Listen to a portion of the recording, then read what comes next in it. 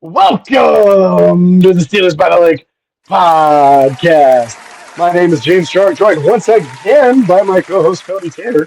Cody, how are you on this chilly Sunday morning? James, I am doing splendid. It is a little bit chilly. I feel like we're still getting slowly closer to warmer weather, which I can't wait for. Going to be at the beach a lot this summer.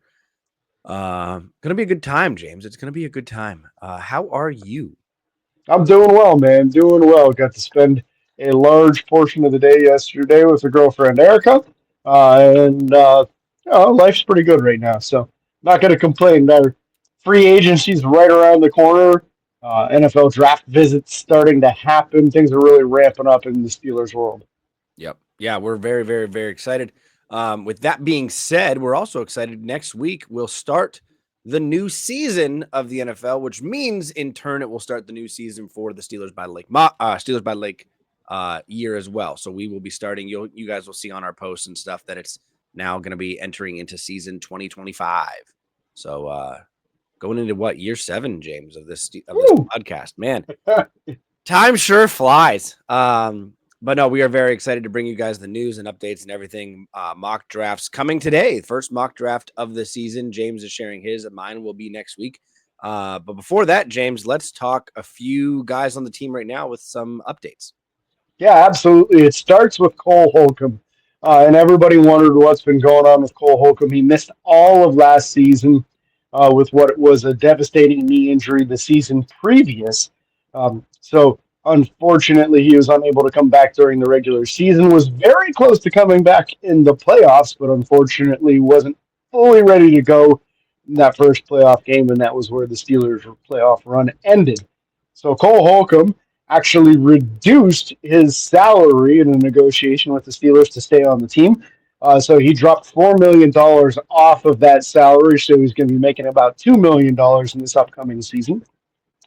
And I think that has a lot to do with just his role and expected role has changed. When they signed him, he was expected to be the leader in the room, be the number one linebacker, be the guy that calls all the plays, plays all 3 downs, all of that stuff. Now they've got Patrick Queen. They drafted Peyton Wilson. These guys are all ahead of him on the depth chart. And if they bring back a Landon Roberts, he might even be behind a Landon Roberts as well. So realistically, being the best case scenario number 3 option at middle linebacker, you really can't afford to pay him $6 million when you don't even have a starting quarterback on the team yet. So it made sense to make that move, save him some money. He doesn't really know if anybody else would even want him on the team right now, so it makes sense for him to accept that pay cut as well. Yeah, no, I'm right there with you. Makes sense. I also think that, on top of him accepting, I think he realizes that he wants to be, build a better team and bring some more players in. And I think he realizes, $4 million in cap space can do that. So I'm excited for that. I'm excited for the chance to have a little bit more spending money in free agency because you never know what $4 million can get you. So you could get a better quality starting nickel corner at that wage, probably. George Pickens, moving to the offensive side of the ball real quick, gets a PPE and will earn $4 million this year. Now that is not personal protection equipment, James. We've been over this. That is proven performance escalator. Yeah, which she qualifies for level 2, which would be playing at least 86% of the offensive snaps the first 3 years, which gives him a hefty raise, and he'll make a little over $4 million this year instead of his original salary, which was like in between $1 and $2 million. So the money saved on Cole Holcomb, almost all of it goes to George Pickens. Fair enough. That's maybe, and maybe that's what it got. Steelers did also start pre-draft interviews. They brought in 2 offensive guys and a defensive guy so far. James, first one being a quarterback, Tyler Shaw.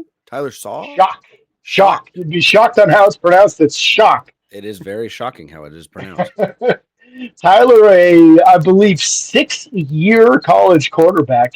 They say the funny thing about Tyler Shock is that he's been in college football for so long that at one point in time he was Justin Herbert's backup. So that tells you how long Tyler Shock's been in the NFL or in the college football. He was a real head turner at the Senior Bowl. Big dude with a strong arm. He's 6'4", 219 pounds, and he's 6'4" in 7/8, so he's basically 6'5". One of the few quarterbacks that actually competed at the combine and ran a 4.63 40. So that's pretty dang impressive for what will be, I believe, 25-year-old rookie coming into the league. Pittsburgh's doing a little bit of homework on these mid-round quarterbacks, guys that you might be looking at in, like, say, 3rd through 5th round. So I wouldn't be surprised if they go that route this year and snag somebody in there as a flyer to see if they can develop them. Yeah. Yeah, we'd love to see that. James, you want to talk about, or do you want to move on to the next? Yeah, 2 more guys. Offensive lineman Wyatt Millum. He played tackle with Zach Frazier at West Virginia. He's projected to go inside and play guard due to arm length issues. Usually, if you don't hit that 33-inch threshold, they kick you inside and have you play guard or center. So Pittsburgh would probably be looking at him as a guard. I understand he's got some pretty good power. So, hey, maybe that'd be a nice depth piece to back up the starting guards. And then the third guy was J.J. Pegues. J.J. actually played some tight end in college, converted to defensive end. He was 6'2" and 4/8, or 6'2.5", 309 pounds, 32.5-inch on his arm length. His 40-yard dash was like a 5.1 something, 5.13, 5.15, something like that. It wasn't great. Yeah.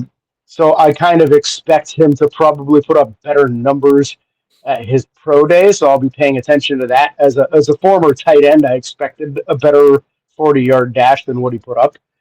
So I'm sure he'll be working on that up until the pro day. But the big thing with him is, A, there's some athleticism there. B, in college, he was used as a goal line back and had like 8 rushing touchdowns from the fullback position. C, I believe he was in the Shrine Bowl, if I remember correctly. He had a one-handed interception where the ball was thrown off to his side. And he just kind of like reached out and one-handed that sucker, and that's where he caught my attention. So some nice athleticism from the guy. The size isn't exactly what you'd be looking for, but athleticism, maybe a flyer, a late-round dude.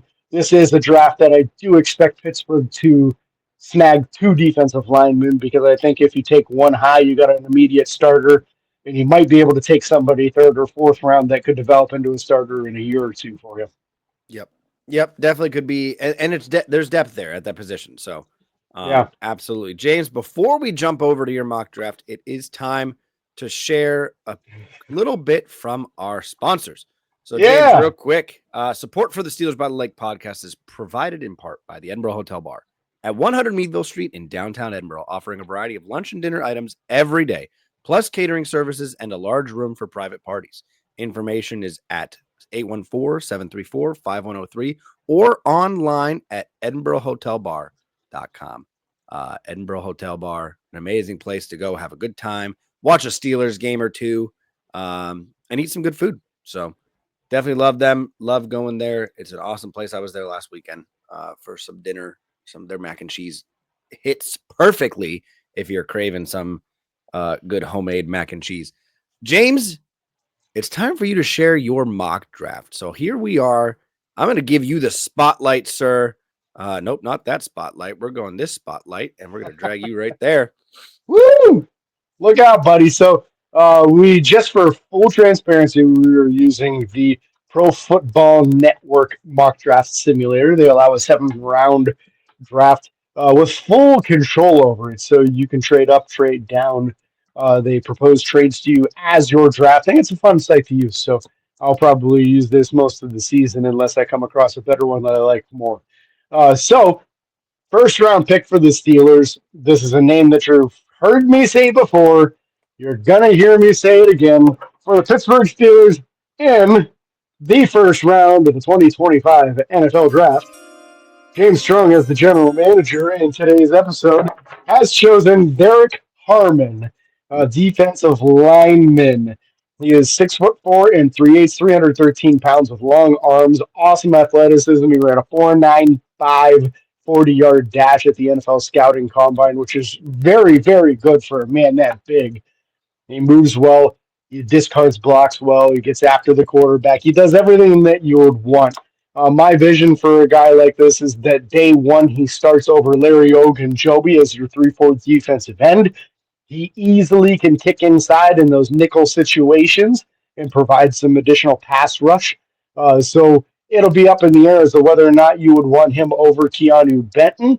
But that's a great issue to have, as which one of these two is my first man coming in to give somebody a breather. As Cam Hayward gets older, we have got to get someone in place who can carry that torch for the next generation of the defensive line. It's been in place for a long time. Cam took that torch from Casey Hampton and from Brett Kiesel and from Aaron Smith and these guys that were legendary in the previous group. But who is it after Cam? You know, it was going to be Stephon Tuitt. Unfortunately, he retired early. It was going to be Javon Hargrave. Unfortunately, he left in free agency because Pittsburgh couldn't afford to retain him. Yep. I believe Derek Harmon could be that next type, and with a physical frame very similar to what we love in those defensive ends in Pittsburgh.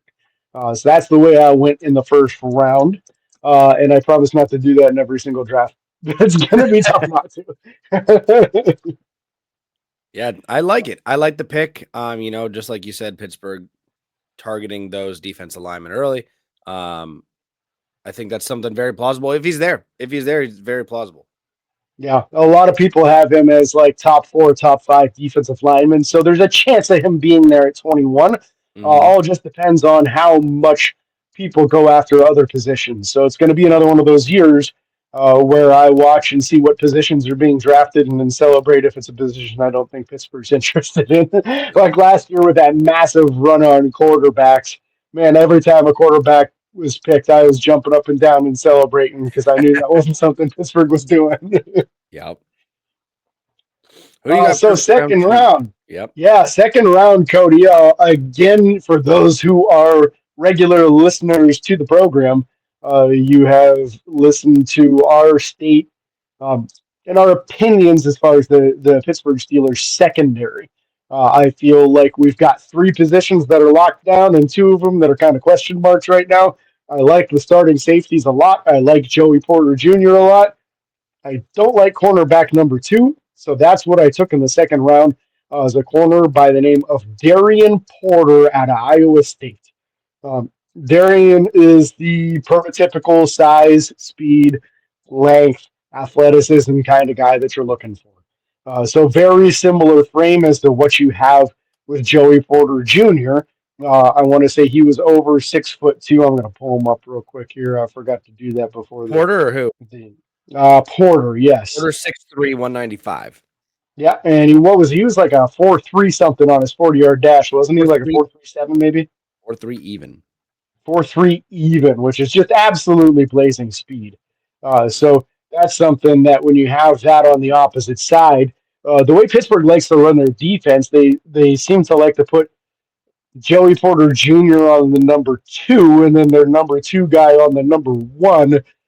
So you really need your number 2 guy to have some good speed and be able to hang with Jamar Chase and then Tyreek Hill and some of these real burners around the NFL. I don't know if you got to worry about Xavier Worthy after the news that just came out, but a lot of number 1 wide receivers are burners, and you got to have a guy with speed, length, ability to tackle, everything all in one. I'm in.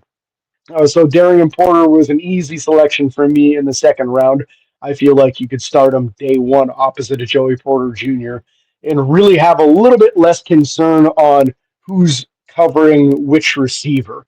If they start doing something goofy and put a bunch of people in motion pre-snap, man, just stay in your spots and take whoever comes to you, and I think you'd be fine. So I'd be really ecstatic if Darian Porter became a Pittsburgh Steeler, and then the Porter connection in the secondary would be one that people wouldn't want to be going up against. Yeah, we would love to see that. Love to see the cornerback. I mean, that would be a drastic improvement. And anyone who thinks that rookies can't come in and affect the defensive side of the ball, especially that secondary room, go look at the freaking Philadelphia Eagles from last week, because their 2 starters were both rookies and probably the best lockdown cornerback duo in the NFL. So, and they were so good that they let go of Darius Slay. yep. So they're moving on without what used to be their number 1 corner because of 2 rookies that they just drafted last year. So draft correctly, and you can really build your team and keep your salary cap down too. Yeah. So that's the big thing. I feel like Pittsburgh really needs to nail this draft to refill some of these rooms that kind of got depleted by missing on a few of these picks over the years. Cornerback room is one of them. I think Joey Porter Jr. is an excellent start. There's a possibility that Beanie Bishop could be a guy. If he can stay healthy, there's a possibility Corey Trice can be a guy, but those are both big question marks, in my opinion. So we're trying to add some pieces. 3rd round, Cody. A lot of people watching or listening are probably thinking, how in the world have you not addressed this position yet? I got you. I got us a new wide receiver in the 3rd round, guy by the name of Jack Betch. Jack was a standout at the Shrine Bowl. Or was it? No, he was the Senior Bowl, the standout. Senior Bowl. He was the one Senior Bowl. Yeah, he caught the game-winning pass at the Senior Bowl. Jack's a bigger dude, 6'1", 214. He didn't run a 40, but I'm not real concerned about that because speed isn't his game. His game is contested catch. His game is yards after catch. And very solid hands, very solid route running. So day 1, I think he could step in as the number 2 wide receiver in that role that Van Jefferson had previously and be just as good, if not better, of a blocker and definitely a better receiving threat. So when you're looking for the mentality of wide receivers needing to block, this is the kind of guy that adds to the room and shows by example and goes out and dominates those smaller cornerbacks. So Jack Betch, I thought, would be an awesome fit for the team and somebody that Steelers fans would be very easily able to get behind and cheer for. Yeah, especially with the story of his brother. So a lot going on there. Absolutely. 4th round comes around for Pittsburgh. We're at pick number 122 now, and sometimes the draft gets a little bit picked over at this point. You're not so sure you can get some of your targets. Well, there was a guy available that I absolutely would love for Pittsburgh to get. I believe he's more of a 2nd to 3rd round pick. I really would be stunned if he was still available in the 4th, but I took him anyway because he was in this mock. This is going to be defensive lineman Darius Alexander out of Toledo. So obviously Pro Football Network's evaluation of him is a little bit lower than some of the major pundits out there who have him probably like top 50 evaluation. So I wouldn't say that this is necessarily him falling in their draft as them evaluating his talent differently than some of the bigger name people are. Yep. Awesome talent, awesome ability. He's an older prospect. I want to say he's going to be 24 or 25 going into his rookie season. But a big dude just like Derek Harmon, where he's almost 6'4". He's 305 pounds. He has 34-inch long arms, as to where Harmon was up there too. I think Harmon was longer than 34-inch. I think he was 35. His arms. Yeah. So these guys have the length, they have the size. He ran a 4.95 also, so both these guys very athletic for how incredibly large human beings they are. So I feel like Darius Alexander would be your 2 years from now plan. Derek Harmon, you start right away. Darius Alexander can come in with that second team nickel defensive line to make sure that we're not tiring out Cam Hayward too much, and whoever starts next to him, whether it be Derek Harmon or the returning nose tackle for Pittsburgh, Keanu Benton. And then you've got Darius Alexander pairing with whoever that second team is. And now you've got a 4-man rotation in the middle that can provide quality pass rush in the middle, which will do nothing but elevate the amount of production that you get out of TJ Watt, out of Alex Highsmith, out of your boy Nick Herbig. Like, all these guys are only going to get more sacks when that middle of the pocket is being pushed back and pressure is coming from the middle, because then the quarterback has to go outside and they're going to go right into the arms of these awesome outside pass rushers that we've got. So this would be the Cam can retire in 2 years plan, and we'll have bookend defensive ends that can be dominant pass rushers together for years to come. Yeah. Freaking love it. Would be excited to get. I mean, that is a position that we've been struggling with depth for a long time. I mean, we go back to the Stephon Tuitt age of, getting that second really good pass rusher on that D line. So I would love to get one or both of those guys in there. Again, like you said, Darius Alexander probably not going to be there that late, but we're excited to potentially see it. So yeah, I mean, maybe you can sneak him in the third round. There's a chance he'd still be there then. Just being a smaller school prospect and being an older prospect, sometimes those are two marks that knock you down on the board on some people. Yeah. But both of them, I think, would be incredible for Pittsburgh. Who do you got in the next round? Yeah, fifth round now for us, Cody. Pick number 163. And I saw some value in a player here that I thought, again, that position could possibly need an upgrade. I saw cornerback Upton Stout available. We talked about Upton Stout just on a recent show when you mentioned how there was a cornerback who bench pressed 21 times at the NFL Combine. That was Upton Stout. He is built for the nickel corner position.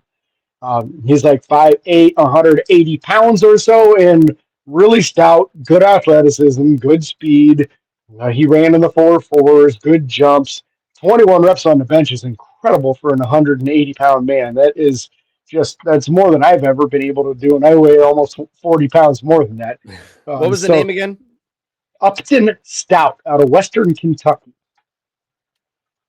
Gotcha. Yeah, so Upton, I feel like, would be able to compete and maybe even take over the nickel corner starting job day one, which is something Pittsburgh should be considering. If they don't sign somebody in free agency, getting someone in the draft to be competition for Beanie Bishop is a very good idea. And I think that Beanie has better potential than what Pittsburgh allowed him to show last year. And when he was playing, he got 4 interceptions, and he didn't even play the whole season, really. Because closer to the end of the year, we saw the addition of Cam Sutton back into the roster after his suspension was over. Beanie's play on the defensive side of the ball really dropped off, and he wasn't able to get the production because it just wasn't on the field. So giving him some competition, I think, brings the best out of both, and really helps the secondary that, again, is going to go against some of the best quarterbacks in the NFL, being in the AFC. Yep. No, I'm right there with you. I like that. I like it a lot, James, getting that other cornerback position addressed, a nickel, a battle, an option for training camp to see some things happen in preseason. I'm excited for that. Now, after this, we're going into the 7th round, and Pro Football Network has Pittsburgh having 3 7th-round picks. Most sites have Pittsburgh having only 2. So I did draft all 3, but I believe, based off of what I've seen, that we only actually have 2. So take it for what it is. The last guy, we wouldn't actually technically have that pick. But the first 7th-round pick, I went with a last name that I can't get enough of as a Steelers lifelong fan, and that is Craig Woodson, the safety. He's about 6 foot, 200 pounds. If that sounds familiar, that's what Rod Woodson was. No, there's no relation as near as I can tell.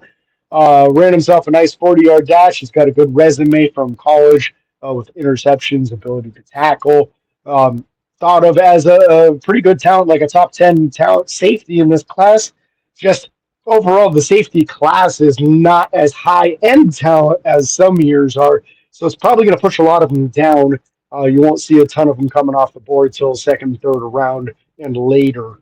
But to get somebody with decent size, good athleticism, we need a good backup safety right now, because going into this season, Ryan Watts might be the number 1 backup safety, and he played almost exclusively cornerback in his college career and missed the entire season last year for the Steelers. So we need somebody with some experience at the safety position, and I'd be pretty excited about having Craig Woodson back there to back up both Minkah Fitzpatrick and Sean Elliott. Yeah, I like it. I like it a lot. Interested to see what he's going to do in his pro day, but yeah, 6 foot, 200 pounds. I would love to see us get a safety back there. I've been struggling with the safety room for a while. So Yep. Yeah, which is crazy because, like, at the beginning of the year, man, we thought we had the best safety duo in the entire NFL. And then just kind of production fell off. I think what happened is opposing quarterbacks just started picking on our weak cornerbacks as the Yep. season went on. Yep. Early on, Dante Jackson was healthy and he was playing pretty good. Beanie Bishop was playing pretty good. Dante Jackson was injured most of the second half, but played through it. Sometimes there were some other guys that had to start in his place that didn't do as well. Cameron Sutton was reinserted into the lineup, and he didn't do so well. And I think that really put the safeties in a bad position where they just couldn't make the plays that they were making previously because they had to stay back and try to not get beat deep. Yep. Pick number 238, which I believe will be our last seventh round pick, but I have one more in the Pro Football Network simulator here. Again, this is going to be a name that sounds familiar to some who have been listening, and definitely anyone who watched the Shrine Bowl. Ja'Cory Krosky-Merritt. This was the stud running back from the Shrine Bowl who was juking absolutely everybody up. He might have come away with the MVP from that game. He was just an incredible player in that game. Did not get invited to the NFL scouting combine, so we don't have a 40-yard dash on him yet.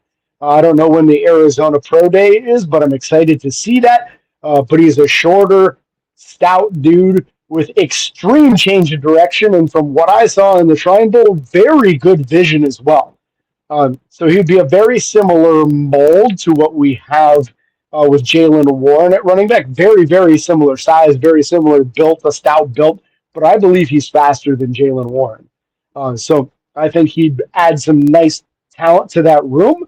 And then possibly give you the flexibility of moving on from Jaylen Warren, where here we are Sunday morning, free agency starts in a couple of days, and I still haven't heard about Jaylen Warren getting tagged yet. Nope. So they got to he's a restricted free agent. They either have to do original round on him, which will pay him about $3 million, but only gives us first right of refusal and gives us no compensation if someone else signs him. Yep. Or they can go a second round tender on him, which pays him a little bit over $5 million. I would probably just give him the $5 million to not have to worry about losing him. So I have a starting running back on my roster. But that's up to Pittsburgh as to which way they will go, which we ought to be hearing that pretty soon. Also should be a TJ Watt extension coming really literally any day now at this point. And probably a quarterback signing before free agency also is my guess. Yep. Last guy, because this whole system allows me to do it, so why not take the pick? I took tight end CJ Dupree out of Alabama. CJ, a little bit bigger tight end, a blocking tight end. Ran a good 40-yard dash at the combine. He actually ran a 4.69, which is impressive for a bigger tight end like him. He's like 6'5", 255, somewhere in that range. Known for his blocking, but showed some contested catch capability in the game that he was in. Now, I don't recall if it was the Senior or the Shrine, but I'm going to find it real quick and let you know. Dupree was in the Senior Bowl. Yeah, he had some good contested catches in that game, and I think would add some good depth and competition at the back end of that roster. When you're talking about probably not bringing Michael Pruitt back, the tight end that Pittsburgh just picked up is a receiving tight end, definitely not a blocker. Connor Hayward, not able to hold up against those edge defenders, defensive ends. This is the guy who could hold up against those types. So I would love to see a flyer on a tight end like him later on in the draft to help compete at the back end of the roster there. Yep. No, I'm there with you. Excited to see what happens. Excited. There is a couple of places that I see James Pittsburgh having 3 7th round picks, so that's where I'm confused. Curious why there's a mix up of if it's 3 or if it's 2. So that's very interesting to see that is a question mark. There's some stuff with the William Jackson deal and questions on that as to whether or not they should have gotten compensation or whether or not they should have lost any. And then also with the Kenny Pickett deal on what were the final details there. There's a lot of stuff with these like conditional 7th round picks that for some reason some sites think that we have an extra one, but the official Steelers site says 2. Gotcha. Very interesting. Very excited for the year and for the draft. Again, next week we'll start our first one. James, we appreciate you sharing your first mock draft of the 2024-2025. It's actually the 2025 season, but that's fine. We'll get that posted on social media. We're very excited to share another one. Mine will be next week.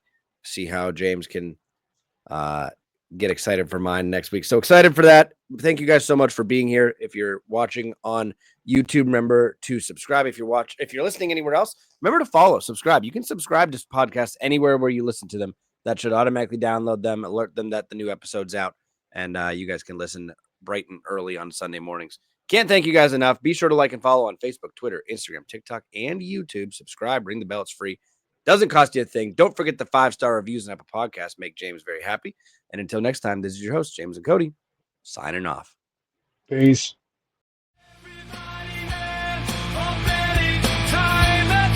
Steelers by